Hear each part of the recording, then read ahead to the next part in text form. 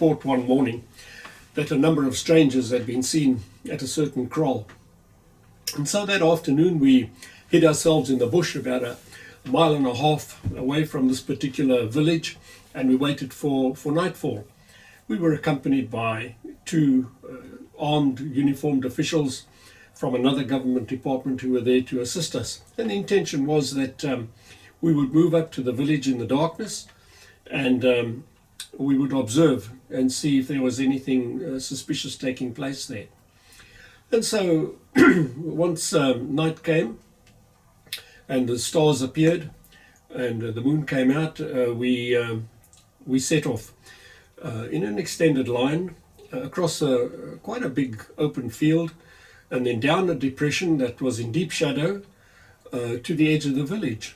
And I stopped the line at that point, and I just waited and watched for a few minutes to see what was going on. Well, most of the village was in darkness, except one side of it. A fire had been lit between two huts, and a number of men were seated around this, and they were talking in low tones. I tried to hear what they were saying, but I couldn't. They were at that point too far away. And I decided eventually that what I would do is I'd go ahead alone, and I'd go in between the two adjacent huts, and there was a dark space between them, and I would position myself there and listen and see if I could hear anything more about the discussion that they were having. And I motioned to my men that I was about to do that, and as I wanted to move forward, there was some sort of a disturbance on my right-hand side. There was something, and it was a bad time for anything like that to happen. And I glanced over there, and one of the officials took me by the elbow and leant over in my direction and whispered in my ear, "My friend doesn't want to be involved any longer. He thinks we should go back." So I said, "What? Not now? Don't, what's the problem with him?" So he said, "No, I think he's frightened." So I said, "Well, tell him to fall out. Let him move back then. But, keep it down. Please, shh." So I left. I mean, I couldn't be bothered with that right at that moment. And I left them, and I moved forward in between these huts. And I stood there with my back against one of them. I was about 4 or 5 paces away from the group that were gathered around the fireside, but I was on the other side of the hut in the darkness there. It's what we called a pole and dogger structure, and it had a thatched roof, and I was crouched under the overhanging thatch in the darkness there.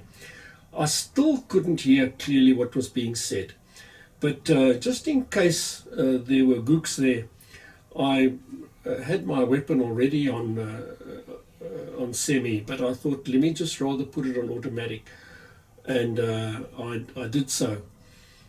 As the RLI would say, I switched my slayer onto sing. Well, I had just done that when I heard a scuffle on the other side of the hut, and then I could hear footsteps coming around the hut in my direction. Well, I held my breath. I thought, what now? And suddenly there appeared in front of me a young African girl. She looked as though she was about 12 or 13 years old, judging by her height. And she held a very big enamel basin in her hands. Well, she got the fright of her life when she almost walked right into me. The edge of the basin was a mere 6 inches away from my stomach. And she looked. There was enough moonlight, as I said earlier, to see quite clearly what was going on. And she let go the basin. It fell at my feet with a clatter, and immediately there was silence on the other side of the hut. And I thought, oh man, I better grab this girl, because if she turns around and runs back there, she'll sound the alarm. And I reached out and I managed to grab her around the wrist.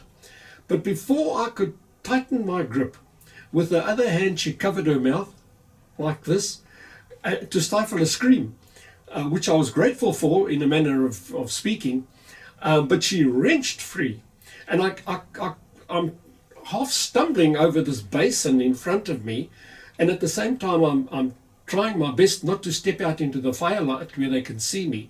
And she took off and she ran in a big circle over to her right, back to where the men were gathered. Well, there was still silence. And I turned around to face the hut, and I thought if I had to, I'll just shoot through this. If there's any shots fired, I'm just going to return it. I mean, a NATO round doesn't stop for mud and sticks. I'll drill them from where I was. But my RAR MAG gunner saw what was going on there. And he rose to his feet, and I heard his voice on the other side of the hut calling out to these people, "Hey, don't look this way. Don't look this way. Look down, all of you. Look down." And they must have complied, because then I heard him say to them, "Who are you? Who are you people?" And they said to him that they lived there. He asked them if all of them lived there, and they said no, that some of them were from Salisbury, that there'd been an accident involving a family member, and there were some issues regarding the release of his body. And they had gathered there to discuss these complications and to consider their options and figure out a way forward in order for them to have the body released, that they might conduct a proper funeral. I could see that the soldier was satisfied by the tone of his voice, and he seemed to have accepted the explanation. And then he went on pretending that he was a terrorist, and he said, "Have you seen any of my friends? I have lost track of some of my comrades. We've got split up." And they said, "No, there's none of your friends have been here." And he said, "What about the army? Is there army presence here?" And they said, "No, there are no soldiers here." And he said, "If my comrades come here, I want you to ask them where they are based up, because I may come back here again in a few days' time looking for them. And if you have that information for me, then I will be able to join up with them again. So do you understand what I'm asking you to do?" And they said, "Yes, we do." And he said, "Right, you keep looking down for 10 minutes before you look up." And they said, "Yes, we'll do that." And then he said, "Okay, Pambere no Hondo," which means on with the war. And they replied, "Yes, that was good." And he disappeared into the darkness. Well, it was time for me to leave as well, so I slipped back out of the village and went and joined the men where they were standing, along with this reluctant official. But I didn't say anything to him. I didn't want to get involved in a conversation. I left it. I never mentioned it ever. And we went back to our base camp and got cleaned up. And the next morning, the villagers very valiantly went and reported that they had a visit from the Gandangas during the night.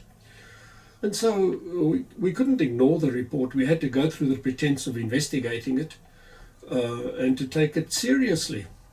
And so in due course, a policeman arrived there, and the platoon commander asked me to go with him so that I could point out where this incident had taken place.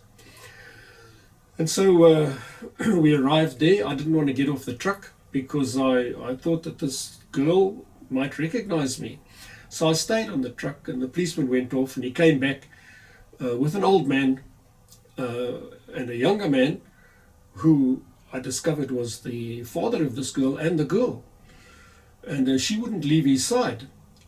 She hadn't slept all night, the father explained to the policeman, and she had been able to get a good look at the Gandanga. And the policeman asked her, could she give him a description? And she said, yes, he was a big man, and I saw him very clearly. He tried to catch me, and he was a makarad. What she meant was that the man who had tried to catch her was of mixed descent, mixed African and European blood. Well, this got a bit of a smile from me, but I could understand it. My face had been blackened with camo cream. My beard was very flamboyant in those days. In fact, it had streaks of red in it. And I suppose all she saw in the shadow there, under the thatch of that hut, were these two big blue eyes bulging out at her. And so she came to the natural conclusion that this was a coloured man. And the policeman wrote this down. But the vehicle guard, who was sitting next to me, jumped to his feet and he said, "No, she's mistaken. That's not a coloured. I know exactly what she's talking about." And he banged his fist down on the roof of the 4-5 truck and he said, "I know exactly. That is a Cuban. We've known all along that they're around here. And there's one right here in the vicinity." And of course the policeman was quite excited about this news. And the driver poked his head out of the door and said, "Cubans?" And he said, "Yeah, there's a Cuban here. She saw one last night." That poor girl, I suppose she must have had many nightmares at the experience she had that night, and I'm very sorry that she had to go through that. But if you've ever come across speculation that there were Cubans in Rhodesia, well, now you know where all those rumors started.